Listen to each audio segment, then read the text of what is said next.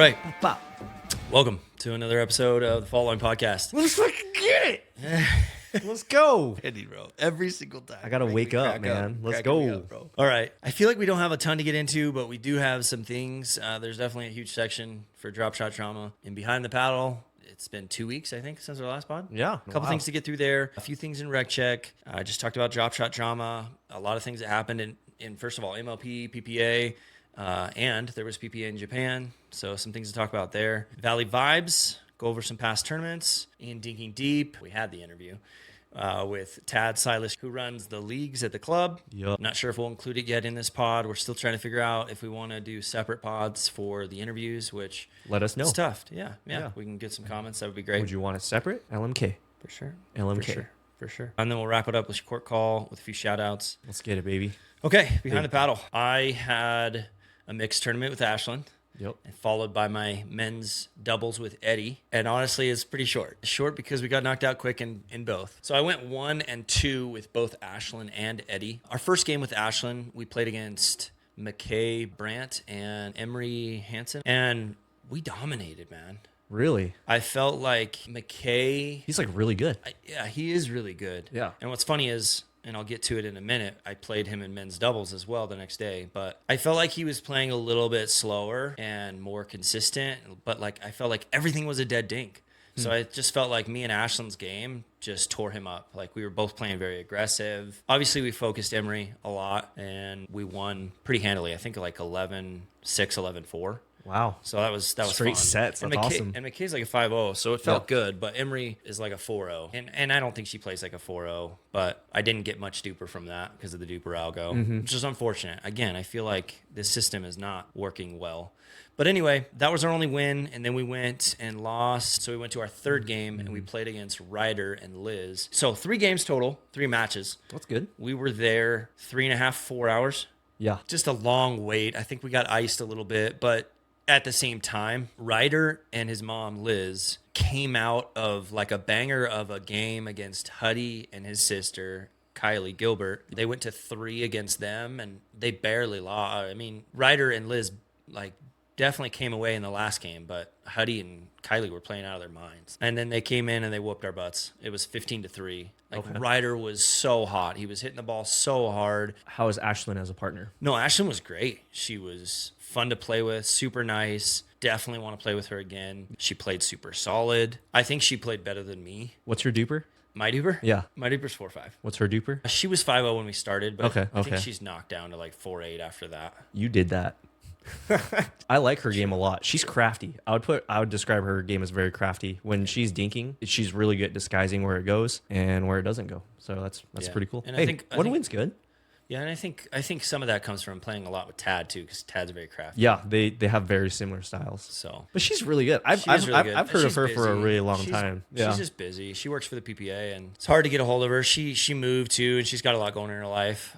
But she lives up in like Salt Lake now, so you got to make it work one time. Sounds really cool. For sure, yeah. And super excited about playing mixed in general, but with her for sure. And then men's doubles with Eddie. Eddie G. Loved playing with Eddie. We actually came out firing. We played against Ethan and Calvin in our first game. I heard that you had like 10 net cords, and you being typical you were just celebrating every single one. Is that true? Well, I'm a very honest man and maybe slightly autistic. So there's no beating around the bush here. I would say no. I definitely had a few. I would say I probably had like 4 in the match. So we played 3 games. We played a best of 3 and we went to all 3. It was tight, dude. 11-9, 9-11, and then I think we won 11-8 or something like that. Oh my gosh. Like it was so tight, bro. Like just good play all around. Me and Eddie were just on fire, man. And our games just really meshed well together. Like we were super cohesive. He let me play left for the most part, unless we were like unstacked. Sometimes we would just stay when we were on defense or receive. I loved how we played together. I told him, I was like, dude, we need to play more together. And he was like, I 100% agree.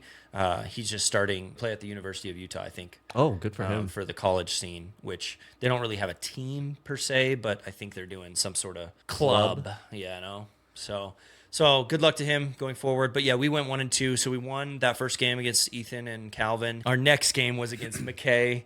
Yep. And Guillermo. he was playing with Guillermo. McKay came out, bro. He was not giving any dead dinks today. Like, so in mixed, he was giving dead dinks. Today, in this Saturday day, he was not, dude. Yeah.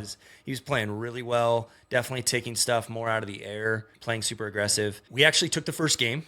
I think it was like 11-7. Good for you. Yeah, it was huge. I mean, awesome. Guillermo's like a 5. He's like a 5'1". I think he was a 5'3" before League A started. Okay. And McKay, again, is definitely over 5'0", but he was like 4'8". And so Eddie's like a 5'0", and I'm like a 4'5". The next game, they beat us like, I think 11-8, and then the last game was like 11-0 or 11-1. It was bad. We just like everything went into the net. Like not great. Perks of being Not underrated. Great. And then the last game we played against a guy who I met a long time ago, and Robbie Trewartha. He's so nice. I love Robbie. Robbie's so fun to play with. Yeah, Dude. Robbie's cool. And then his partner was Kyle. And Kyle. And we went to 3 against them too, and they beat us in the third. It was tight. Dude, you know what's All 3 crazy? games was tight. Kyle came into that tournament without a duper. Yeah. Yeah, super nice kid. No duper. And now he's like a 4-6 after that night, which is crazy. I think he should be higher. A little bit higher, yeah. He's really good. They played really well. They ended up losing right after us too. But anyway, those are my 2 games. That was a lot, but That's awesome. What about you? Yeah, so I played 5-0 men's with Morgan Beck. He's freaking awesome. Yeah. The vibes were immaculate. That was some of the most fun I've ever had at a tournament just because Morgan's such a positive dude. We went 1-2 on the day, but it didn't feel like it because we played really well. And I don't think we got pissed or frustrated once, which was super cool. Our first game, we beat Robbie and Kyle in a really close one. And then in our second game, we lost to the Homer brothers. That was crazy. That was my first time playing against the Homers, which was pretty cool because when I first started playing, I was like, who are these guys? They're just so good. And it was pretty cool to share court with them. They played really well. So we lost that one. And then we lost to Calvin and Ethan in the next round. Ugh. And they were playing really well. They had a really good drive and crash that me and Morgan could not figure out. Interesting. But that was really cool. Yeah, he plays so big. When Ethan, when you keep Ethan back, Calvin plays big. They're just so freaking long, both of them. So when they're crashing and driving well, they cover the entire court. Yeah. Fun tournament, though. Fun tournament.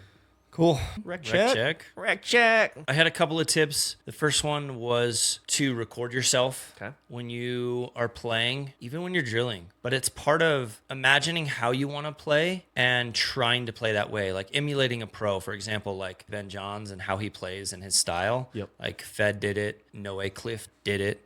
A lot of people have tried to emulate his game. And that's another person's game I've tried to emulate. And so like I'll record myself and be like, I don't look like Ben Johnson. So what do I need to do to change it? And kind of like Landon said in our interview last time is shadow swinging. And this is something that Dylan Cato, actually not directly, but his ex-girlfriend told me, Megan, she used to work at the club. And so I was asking her, she was working at the front desk. I was like, what does he do? Like, does he drill a lot or what? And she's like, it's funny. Some nights he's just like, he'll just be like watching a clip on his phone, and the next thing you know, he's like, hold on, I go get my paddle in the car. And he goes to get his paddle in the car, and he comes back in, and he's like practicing how he wants the shot to look or a flick or something. I was like, interesting. That's insane in the best way. I know, right? That's why he's so good. It's like you do that 100%, extra crazy stuff that people are like, that's crazy. But to anyone that wants to get good, like that's what you need to do. You got to that's awesome. Imagine what you want it to look like and practice it, and then go Baller. out and drill it too. That's awesome. Those are my couple of tips. Just extra reps. My tip is a strategy tip to get your fourth shot down. So when the serving team is hitting a third shot drop at you and it's dipping down, instead of trying to roll it to get it to their feet, you have to soften that thing up because they're going to crash it and they're going to attack it. And if you don't get that ball down, it's an easy point for them. If it's a bad one that's high, then you want to aim it at their feet, right? That's hitting it down. Yeah. If it's a drive, block it back down. It's giving away easy points off of fourths that pop up is no bueno. For sure. Once you go higher, they're looking to hunt for that really good third to attack. And I'll just touch on the second part of that where you said like if it's high on the third, then your fourth shot, just try not to take a big swing. Yeah. A lot of people try and take big swings, especially off of that third. Yep. And it's so exciting. It always goes into the net. Yeah, it's exciting seeing Always that goes ball in up there. high. Don't Yeah. take big swings. No big swings. That's been my motto, in fact, this last couple of weeks is don't take big swings. Don't That's take good. big swings. Yeah. I keep trying to tell You myself never that. really need a big swing in pickleball. You don't. Never really need a don't. big swing. You don't. Last thing I wanted to mention in Rec Check, it was something that the kitchen posted. It says a study shows hitting a perfect third shot is the hardest feat in sports. Was that posted out of jest, or is there No, science backing this? Yeah, they had according to the Center of for Sports Difficulty Research, CSDR, they compared it to other things. So hitting a perfect third shot in pickleball has been named the hardest feat in sports. In their 2025 Precision Index, the shot scored a rare 9.9 out of 10 in difficulty, combining split-second timing, pinpoint accuracy, and flawless touch. It leaves even elite players humbled. It's harder than scoring 100 points in an NBA game or throwing a perfect game in baseball. Do you think that's impossible? true? Impossible. I cannot step onto an NBA team and score 100 points, but I can easily hit a perfect drop. Throwing a 100. perfect game is Throwing a perfect really game is hard. impossible. Well, it's happened like Almost very few impossible. times. But Yeah. yeah, but you're saying that It's someone celebrated. who hits a third shot drop like every time, like I guess what are they saying is perfect then? Because they're saying a perfect third shot. So causing an error maybe, because if it's returnable, it's not perfect, right? Yeah, maybe. So maybe There needs to be more context in this for sure. Yeah. But I thought it was interesting because a third shot drop that earns you a point, right? I'm gonna watch like the Ben Johns and Gabe Tardio Yeah. gold medal match, and I'm gonna count how many perfect killer third shot drops are hit. You know, this is kind of a side note. Oh, go ahead. Finish No, first go what ahead. you're Yeah. saying. Because that's how Gabe kind of hits. The way that he hits his thirds is set up for that tough dipping kill for shot. sure. So if anyone's gonna hit it, it's gonna be Gabe. So Yeah. I'll Yeah, see watch how it. many. I'll see how many he hits. Yeah, watch it. Let me know. Just kind of a side note on this is that Jorja and Tyra, Yeah. we'll get into it in a minute, but they said that they hit 101 third shots, and over those 101 third shots, they made 100 of them. Isn't that crazy? They only missed one third shot wild. in an entire finals match. I'm assuming 80% of them were drives over the net. Who knows? And that's the thing I don't know. Okay. But still, like that's a crazy statistic. 99.99. The consistency of that is wild. Yeah. That's why the pros are good, because they make their thirds and they can score That's points. crazy. That's awesome. That's crazy. I think 100. that's it for Rec Check, right? Okay. Good rec check. Okay, grip and rip. This week I kind of wanted to do like a brief summary of our paddles, and I'm gonna kind of rip through mine because I have a lot here. You have a lot I of know, paddles I that know. you I- went through. and I've played more, Give but me- just not like the amount of time, right? Give me highlights. Give me your worst paddle, your first, your worst, your best. Real favorite. quick before we get into that, I actually just got a note, and people are going to want to know about this, is that this came directly from Pickleball Effect. Those of you who love tungsten tape, like it's the modified, better version of lead tape that's flexible. You can rip it off, put it on another paddle. I guess the prices are going to be like doubling. So if you like tungsten tape and you want tungsten tape, you better go buy it right now. It's And get already it- so expensive. And it is expensive. It's but already get so it expensive. from as many people as you can. Yeah. I know you Drippin sell tungsten tape, and actually I get it from them because I have a Okay. bigger discount code. Get out there and get your tungsten tape, bro, because it's going to go up. If you're cheap, get some lead tape and then put some electrical tape over it. It'll do the same. Do the same thing. That too. Yeah, lead isn't that expensive. Tungsten tape just feels so nice. It is. It does. Yeah, it, it feels feels so much better. Nice. Yeah. It feels so nice. My paddle journey began with an Amazon paddle that I actually had to get two of them because I lost the first one, and then I ended up finding it later. But I ended up breaking one of them, so it was great that I had two. I played mostly with in New Hampshire when I played like once a month. It just had like a mountain on it. Loved it. That's cool. But second was after that, when I moved back to Utah and started really getting into pickleball, was the Ben Johns The Hyperion. original Hyperion was beautiful. That thing was awesome. Not the C2, but the one before that. And it's funny. I actually Googled Ben Johns the other day and saw him using it. It was so interesting. It was back in like 2021 Yeah. that he was using it, but I bought it in like 2023. It delaminated or whatever. Probably core crushed. Core for those crushed. older ones. Yeah, you can hear it crush. It's so bad. I always thought that I was ripping balls, but we'll get into it in a second. I do not hit as hard as some of these people Ripping here. balls. That's right, dude. So after the Ben Johns Hyperion, then I played a bunch of paddles just to try and figure out what I wanted. I tried them out too. Like the club offered it was like $5 and you got to try out paddles. So I tried out a bunch of different things, but I ended up playing with the Bread and Butter Loco. This was a time when I was like applying for affiliate links and stuff, trying to get sponsored, even though I was like only a 4.0, but I was like, I'm good. Like, sponsor me. Everyone's been there. I was applying for everything, bro. And so Bread and Butter got back to me and was like, we'll give you 30% off your first paddle. It seemed like the hot one at the time, which was funny because it came with hot sauce. So I played with it one night at drop-in, hated it, and was like, oh man, this sucks. Like I just got affiliated with Bread and Butter and now I'm cancel the contract. Returned it. Cancel the contract. It was so poppy.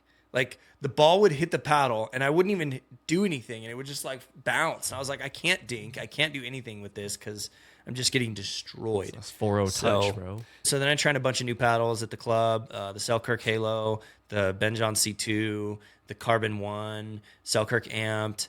I ended up landing on 6.0 Ruby, double black diamond. I ended up playing with those for a while. Then the Yola 3s came out. Actually, I bought 2 of them. I ended up having Tyson McGuffin sign one at Red Rock. And then I was playing with the Ben Johns one. So I put it up. Actually, it's right here. Hey, look at that. Yeah, never been touched. Just a Tyson McGuffin signed. That is gritty. I know, that bro. Fresh grit. It hits so hard, dude. Illegal grit. So the Yola 3s came out, bought 2, but then they ended up getting... So I ended up selling one because I didn't like 100% love it. It was like almost too hot. Plus I kept hearing rumors that it was not going to pass. So then I ended up finding the Bantam TKOC X and loving that and stayed with that for quite a while until I landed on the Yola Perseus Pro 4. So that's what I've been playing with most recently. That's a crazy journey. I'm glad you at least started with an Amazon paddle because I think everyone has to start with an Amazon paddle. They should. That's a rite of passage. You shouldn't start with a $300 paddle. For sure.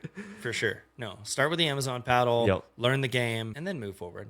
Yeah, that's awesome. So for me, I started with an Amazon paddle with a dragon on it. Yes, Amazon paddles. The dragon on it, which was super sweet. Some people call me the Dragon Slayer, even though I sucked. And then after I took my first... No one called him the Dragon Slayer. And then after I took my first intro to pickleball class, when I think Matt Dimmick, the coach, told me that my paddle sucked and I need to get a better paddle, I went with an Onyx Z5. Okay. Do you remember those? I've seen them and the I've sound, heard of them. yes. The sound? Yeah. Was different? They made the highest pitch pop. You could hear a Z5 a mile away. Interesting. So I played with that for a little bit. And then once I got a couple shekels in my pocket, I got the Selkirk Invicta, the black and white one that McGuffin used to play with, because he was the first pro match I watched. And I was like, I want that paddle. It's got a hole in it. It looks like I can swing it fast. Play with it for a little bit, realized I couldn't control it. That's when Vatic came onto the scene with their Prism paddles, which were really good discount thermoform paddles. Got it for $100. Played with it for a couple months. And then Gearbox Pro Power Elongated was introduced to the universe, and that took me from a 4.0 to a 4.5 because you became a cheater. Because I became a cheater. Yes.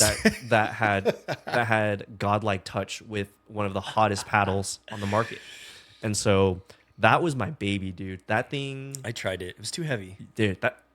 It's a heavy paddle. You got to work out a little bit. It wasn't heavy. It was awesome. It was heavy, dude. That thing was. I could hit the control. Was gross though. You ever try the control?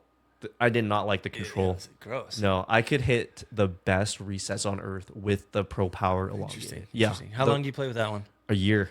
Wow, that's a long time. I had it for a year. I actually just looked on your Instagram or whatever, and it's actually still one of your pins. Yeah. Is you were sponsored by Gearbox. Yeah, I was. Well, sponsored. I got a discount.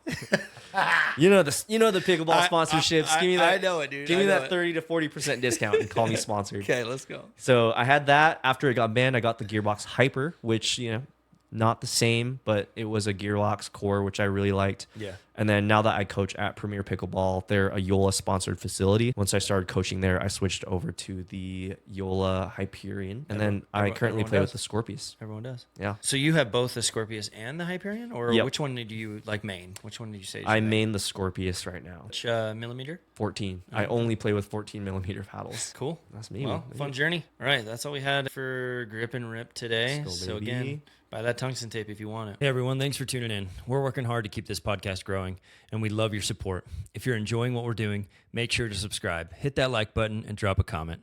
It helps more than you know. And if you've got feedback, or even if you're not loving something, we want to hear it. Leave us a comment or let us know in person. Just like on the pickleball courts here in Utah, a little back and forth only makes the game better. Our hope is to build something Utahns can be proud of. So spread the word, share us with your friends, family, and coworkers, you know they can't get enough pickleball in their lives.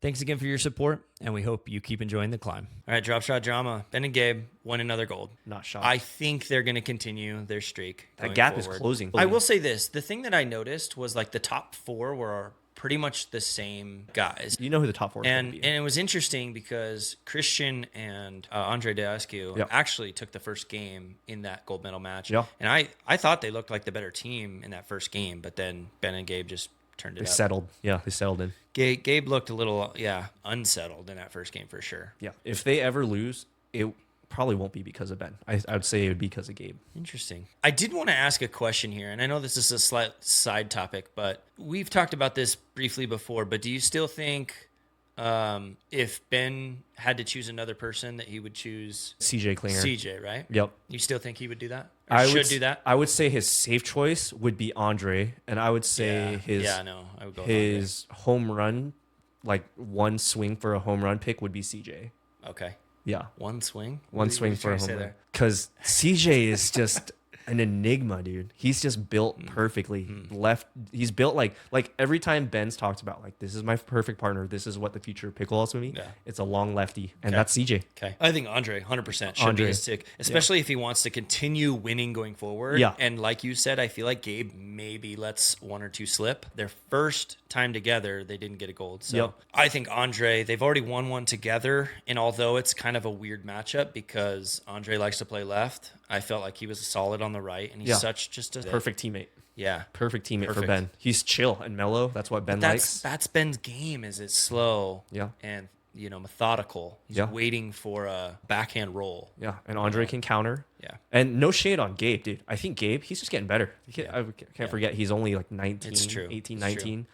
I think his ceiling is uncapped. I would love to see Big H with Ben, but again, I think the same thing could be said there. Like Big H just had a lot of fumbles right now with Fed, but I do think he's on the grind. I think he had the best MLP season. I think going forward, he's going to continue to get better. So he's going to put it together at one point, and he'll make his run. What about Matt Wright though? Think Matt Wright should jump in there one time? I would love that so much. Would be so sick. Would Matt Wright and I'm Ben, calling it right now. Next year, Matt Wright and Ben are going to play one game together. Would Matt Wright and Ben have beaten Christian and Andre? So again, this is one of my notes here, but Matt Wright has finished in the top 4 in like the last few tournaments, and he doesn't even play that many tournaments. He plays part-time, dude. He's a part-time pro. And he's, again, a top 4 finish. He took 4th this tournament. This is why you need to emphasize fast hands when you're drilling. If you have fast hands, you could weigh 350 and run a 6'4" and be okay. So the next part is the drama, right? The rollout courts were terrible. I was watching some of the clips on Instagram and YouTube and stuff. Yep. I feel like they have to redo points when that happens. The ball literally just hit the ground and rolled away from them. It was like it didn't bounce. Redo that point. I saw that at PPA Salt Lake last year, and like seeing the players' frustrated faces every time it happened, knowing that they couldn't do anything about it, it pissed me off. I would be livid. Yeah. I would be making so many remarks. Unprofessional. And to caveat that whole thing is like Ben Johns and Gabe never have to play on that because they're always on center court. The rollout courts are atrocious. I think we're going to get to a point where people complain about it enough. They're going to do something about it. I mean, just like line calls. It's becoming a thing. They can change it. Well, they're going to change it. There was a note recently published. I don't know where it was, but they said that they're going to phase away from rollout courts, which to me means that they're not going to be indoors anymore. We're going to lose so many venues over this. We're going to lose Salt Lake. Yeah.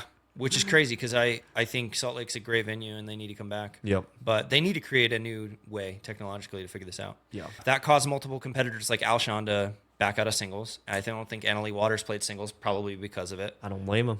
Jorja and Tyra dominated women's doubles. They took out Annalie Waters and Anna Bright. Ooh. I think that's crazy. 40. Zane, shots fired to Zane here. Zane said that they weren't going to lose a single game this year. I'm on that same boat. Don't think it'll happen again, though. I think it'll happen again. You think so? Yeah, absolutely. And to be honest, Jorja is on a tear right now, dude. Yeah, She came off of such a hot MLP season. I think if Jorja and Tyra stay matched up the rest of this season, they will win at least 2 more times against Annalie Bright. That's Annalie Waters and Anna insane. Bright. Can we want to put $100 on it for the podcast? Ooh. I say they don't get. I don't know. I say they get 1 max If they get more than one, I'll give you. Well, they've already got one, so you're saying one more. So I'm saying they won't win one more. I'm saying they'll win 2 more. Okay. So the over/under's 1, right? 1.5. Yeah. Okay. I'm saying under 1.5. Okay. We'll see. I don't know if I'll make a bet, but we'll see. This is on YouTube forever. Local pros, we had Etta take 4th. They lost to Annalie Waters and Anna Bright in the 3rd place match. Congrats to them. And to be honest, I thought their pairing was actually really cool. I watched a couple of their games, and I hope they stick together. I like Lacey Schneeman a lot. Yeah. She played with Tyson McGuffin a few times last year. And She's I think still underrated. Yeah, she was with the Squeeze with him. the Squeeze, yeah, that's right. And I like her. Underrated. A lot. So I think Very Etta and her underrated. should play more. Yeah. So good at defense. She's like a young Elise. She has a similar style to Kate Fahey, who's also doing really well and did really well in the Shock. Lukey Goins, a 2nd back-to-back title. Zane mentioned it a lot on his Instagram, but they think that going forward, we'll see how the pressure hits on him a little bit more. And again, there weren't as many competitors, I think, in singles, not to hit on how he did. He played really well. Yeah. And a lot of people mentioned how the lifetime ball is probably really benefiting him. It's more Tennessee. Yeah, he doesn't need a whole lot of spin, which is what Fed kind of counts on his game, is a lot more spin. So we'll see how he goes going forward. Caitlin Christian got gold in singles. Kate Fahey took 2nd. That was an upset for me. I did not think that. I mean, Caitlin's awesome, but I thought Kate was going to run her over. Caitlin's grinding. Let's go, Caitlin. Yeah, keep it up. Let's go, Caitlin. I am always rooting for Kate Fahey. I'm a huge component of these people who are like Christian Alshon, Kate Fahey, who bang their head on paddles and scream and yell. Like, those are my people. Pickleball needs that. Pickleball needs that. Pickleball needs that. So I'm always rooting for Kate. No offense to Caitlin, but I'm always rooting for Kate Fahey. Brooke 3rd. Runner-up was Lane Sleeth. But again, maybe not that many competitors in singles. Yeah. But Lane Sleeth. Go Lane. That's cool. Yeah, good for her. She also has a similar game to Lacey Schneeman. So if you haven't watched a whole lot of Lane, these tennis players. She has a good game. Yeah, a lot of tennis players. Connor Garnett. So PPA, there was PPA in Japan going on at the exact same time, and Connor Garnett won all 3 events: men's doubles, mixed doubles with Elise Jones. That was a fun one to watch. And singles. So he won men's doubles with Tyler Loong. Yeah. So good for them, man. Yeah, that's awesome. Huge for them. This weekend we have Florida Challenger PPA, and we have a couple of young athletes going out there that I wanted to kind of mention. We have Mary Monson going out to play. I don't know if she's doing mixed doubles. I don't know why she wouldn't, but she's a star, dude. And she's going to play with Avery Beck, who I think... Aren't these the Utah Tech girls? Avery Beck was. I don't know was? if Mary is in college yet. Oh. I think she's still finishing up high school. What? I could be wrong, man. Okay. But yeah, Avery Beck Yeah, was a Utah Tech, but I thought she moved out to California. Okay. But anyway, she's playing with Mary Monson, so exciting to see how they do. Yeah. But then there's some other ones. So Peyton Weber, he was actually one of the people me and Ashlyn lost to in the mixed doubles in the tournament.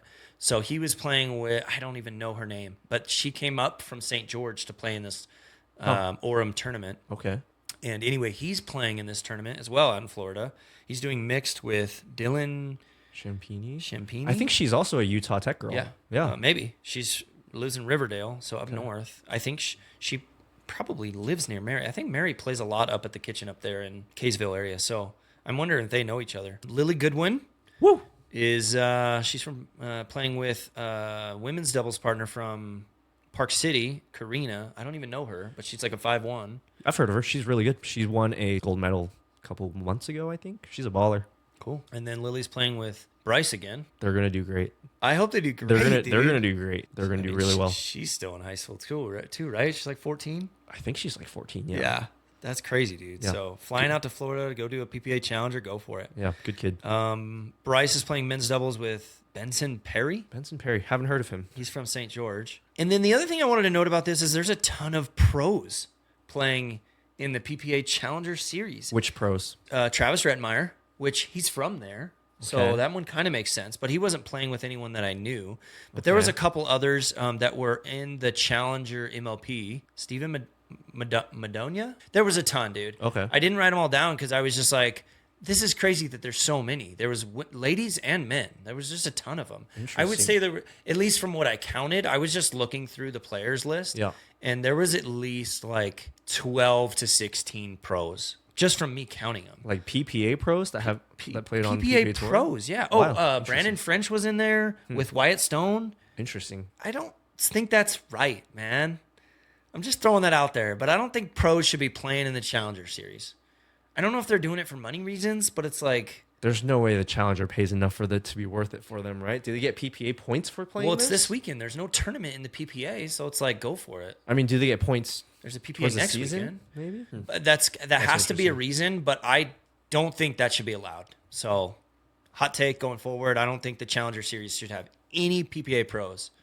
And what do you consider a PPA pro? Someone that's made it to at least a quarterfinal or something? I don't know. Probably main draw. It's not fair to the kids and the athletes that are coming out to do this, like Lily and Bryce. Like Bryce and Lily are just gonna have to. I mean, beat them down. Yeah, it's part of the journey. I think it's a little dumb. PPA Cincinnati is 2 weeks away, and then followed after that is PPA Sacramento, Sacktown. Close to my hometown, where they're gonna do wooden paddles only. I'm so excited for that tournament. You have no idea. That'll be cool. It'll be cool to see Ben Johns playing in a wooden paddle, if he's signed up. I don't know how many players are signed up, but that'll be really cool. I'm gonna freak out. I'm so excited for that.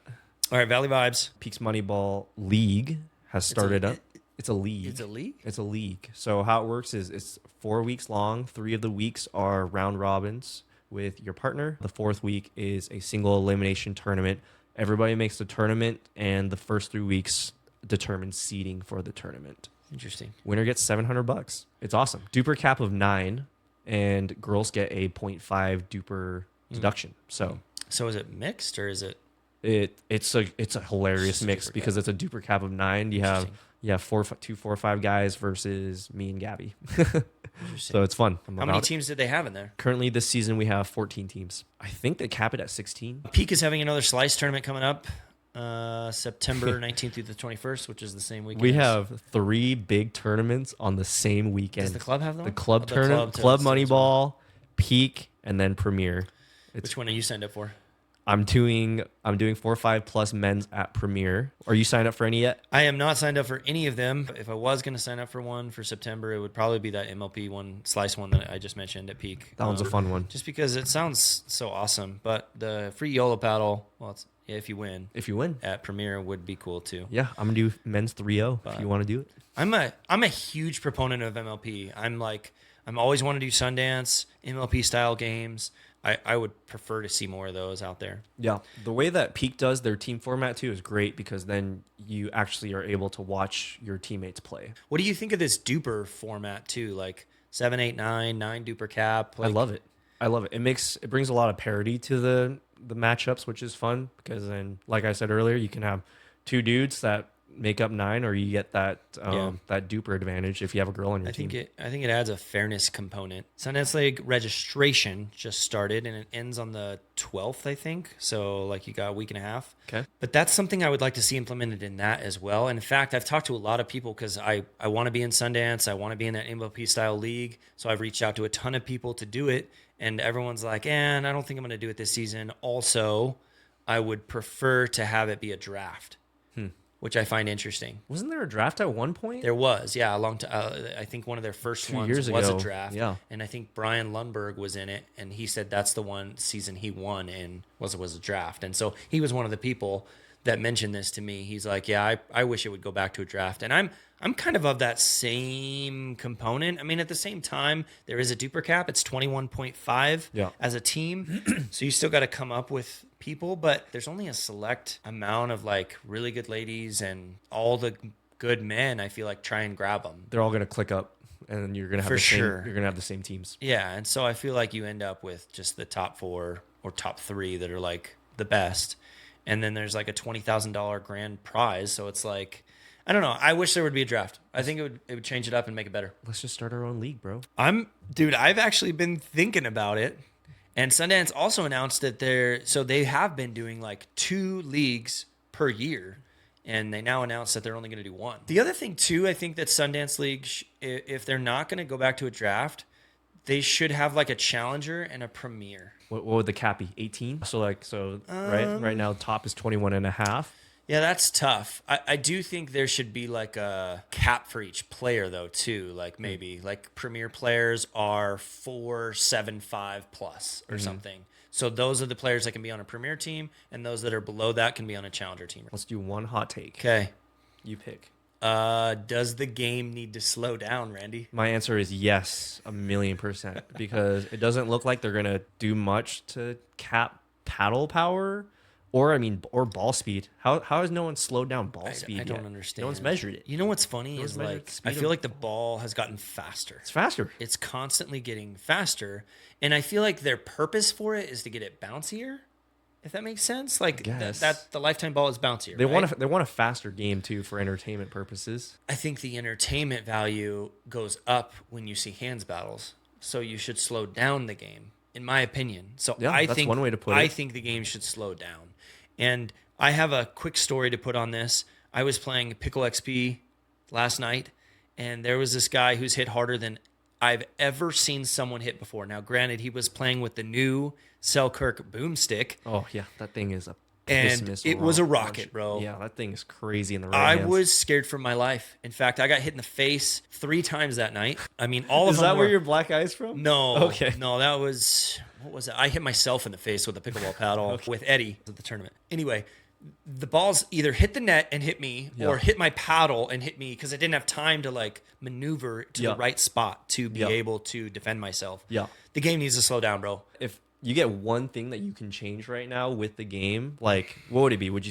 you cap paddle power Here's what even I would lower? do. Here's what I would do to make it more entertaining and more fun and for every genre of people that play this game, right? We have people who are 8 years old, like Sunny, and we have people who are 80 years old. And the most fun about this game is when different generations Yeah. play together. That's the most fun this game can be. We need to cap the power of the paddle. And I don't care about the ball. When you do that, make the paddle spinnier Okay. and have some fun with it. That's a real Zane take. It is a Zane tank, but dude, the game needs to slow down. I was scared for my life last night. And if I see this guy signed up for Pickle XP again, I'm going to buy goggles. People should wear goggles anyways. I'm sorry, man. So It was scary. So here's this. What is, if you could think of a paddle that you say is the most powerful paddle that you would allow, what would it be? Oh man, dude. That's tough because of things that I've played. I Yeah. would honestly maybe go back to like a double black diamond. Okay. 6-0. Like I remember when people thought those were hard yeah, hitting. for sure, for sure. And with the Franklin ball, Yeah. I would say go back to the Franklin ball. That would man. be mine, would be- Franklin ball and go back to that paddle because that was fun. Those rallies were fun. All right, pop. I would say But- we would just need, I would say we just need to bring back the Franklin. We're not going to stop paddle companies from making more powerful paddles, but we can change the ball. It was a much serious more and fun. fun time when there's a little bit more strategy besides hit ball hard, hit third shot drop. Court call, Erin Kern. She's been doing a lot for the league, and I really appreciate her. She does all the duper submissions. Thank you, Erin, for all you do. Yeah, shout out to Erin.